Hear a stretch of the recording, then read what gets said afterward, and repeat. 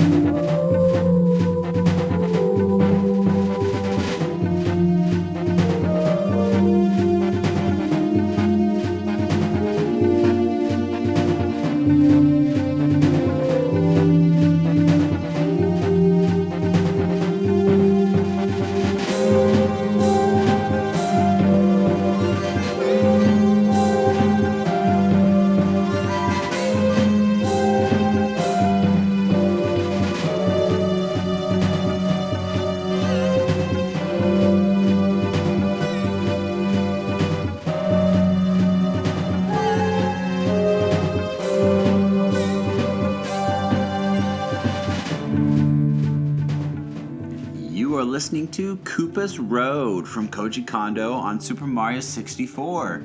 Guys, this is probably my most favorite. It is my most favorite Bowser piece of all Mario games. Mario 64 to me, we talked about Mario 64 almost a year ago when we first launched as a show, but Mario 64 is my personal favorite game of Mario of all time. I love 3D platformers. You can thank Banjo-Kazooie and Mario 64 for that. But out of all the Mario games, this one definitely takes the cake. And I don't know what Mario Odyssey will hold. I hope it is very similar to Mario 64. It looks promising like it will be. But this song right here, again, I'm back as a kid in first grade, and I am in this massive cavern like you've never seen. We had gone from just 2D side scrollers to it being. We had just gone from 2D side scrollers to it being this open cavern world or lava world per se, depending on which Bowser stage you're in. And you're working your way up to Bowser to fight this monstrous evil King Turtle, which was very intimidating. May I remind you, back in 1996, 7, and 8, as a little kid? You kidding me? 3D? This is the first time we're fighting the King Bowser. And we're working our way up to him on this giant platform stage, which is in my opinion, the most epic way to fight Bowser ever. You grab the turtle by his tail and you fling him across the stage, and then boom, you hit him with the bomb. It's amazing. I love it, and it gives me an adrenaline rush, and I really wish that they would go back to something like that. To this day, I really do. But yeah, guys, it's it's truly one of my favorite songs, and something I personally would love Nintendo to go back to. And thankfully, they have revisited this song. It's in Mario Galaxy games. This song truly is just an epic piece that I love and I will always love. I think it has like a weird essence of unknown mystery and fear, because you'll fall in the cavern levels. You'll fall all you're like in the sky. It almost feels like. And the final world, I believe you are in the sky. The first one you're in a cavern, and the second round, the middle one with Bowser, you're in the lava world. So it's like you don't want to fall. So it gives this sense of urgency and suspense, but at the same time, there's like this essence of beauty underneath it. I love it. It's a great piece. I really enjoy it. Let's go ahead and get into our next one. What's that symbol in the night sky?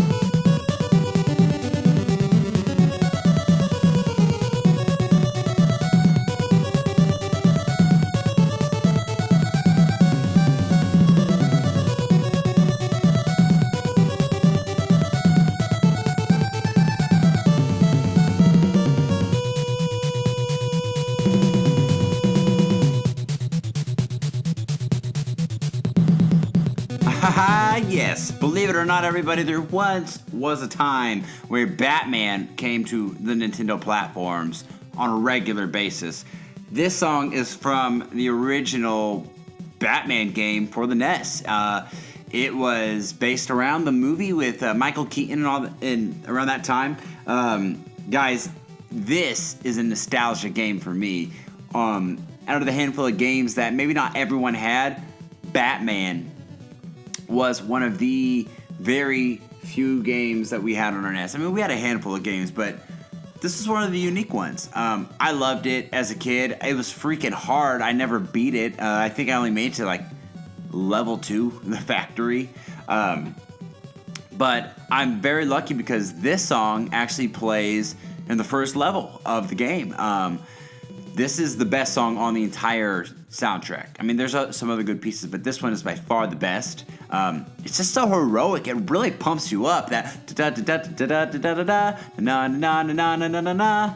I love that part. My goodness, it's great. It really pumps me up. I'll listen to it while I work out. I won't lie.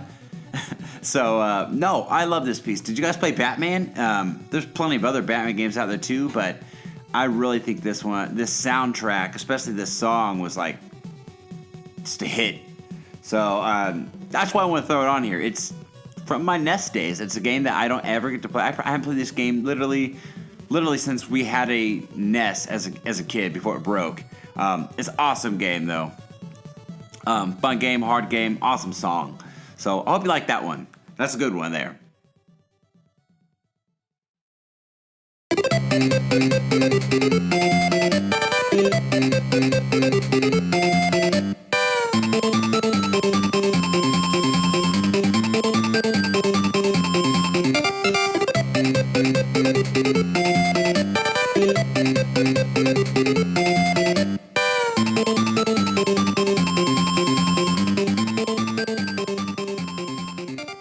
Yes, Kirby! Oh my goodness, I can't let an episode go by. I was tired. I've been wanting to talk about Kirby for a while. I mean, we just had the Game Boy month, and we're saving his games probably maybe for next year, but I just want to talk about Kirby here for a little bit. Gosh, guys, this song, I remember turning this bad boy on the fat gray Game Boy and seeing the Kirby's dance across my screen. Kirby's one of the very first games that I ever really got to dive into on my own and like fully understand without a bunch of help. Kirby, I have a lot of sentimental value with him.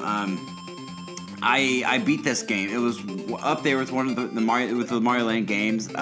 One of the games I beat first.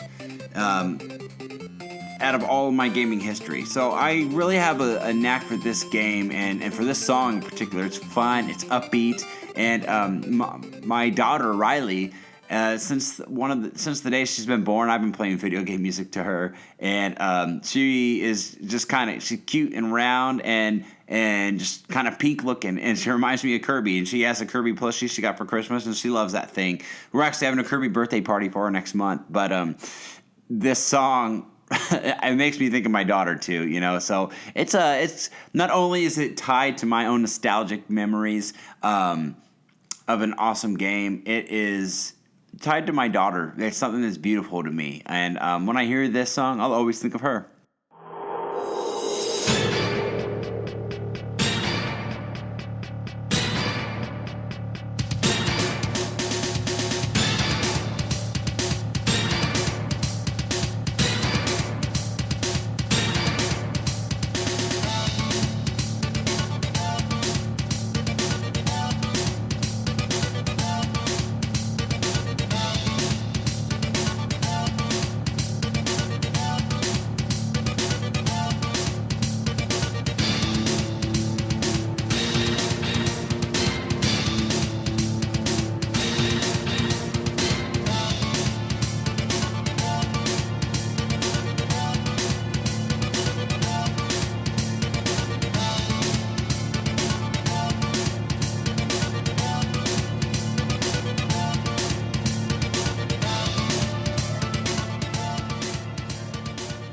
Oh my gosh, James Bond 007 GoldenEye.